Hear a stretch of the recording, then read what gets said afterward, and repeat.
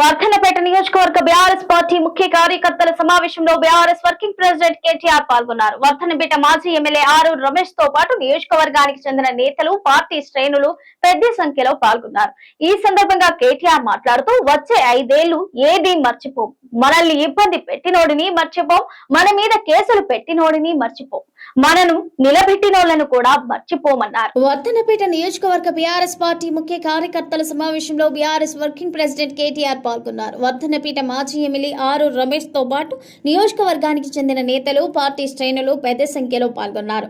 ఈ సందర్భంగా కేటీఆర్ మాట్లాడుతూ వచ్చే 5 ఏళ్లు ఏదీ మర్చిపోము, మనల్ని ఇబ్బంది పెట్టినోడిని మర్చిపోం, మన మీద కేసులు పెట్టినోడిని మర్చిపోం, మనతో నిలబడినోళ్లను కూడా మర్చిపోమన్నారు. తప్పకుండా చెబుతున్నా, నేను కేసీఆర్ సారంత మంచోన్నైతే కాదు.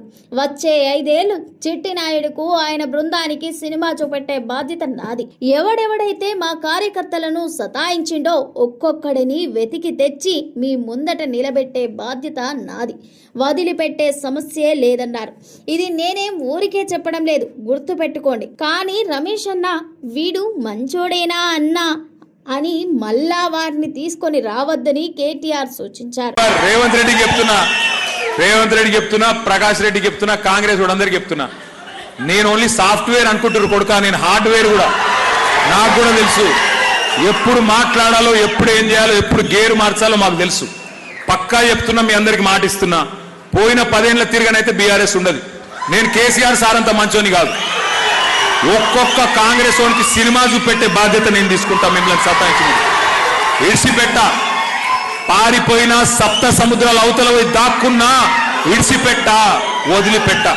మిమ్మల్ని సతాయిస్తున్న కాంగ్రెస్ వాళ్ళు, మిమ్మల్ని సతాయిస్తున్న అధికారులు, వాళ్ళకొకటే చెప్తున్నా, 2 ఏళ్లలో తిరిగి గులాబీ జెండా ఎగురుతుంది, కేసీఆర్ ముఖ్యమంత్రి అవుతాడు.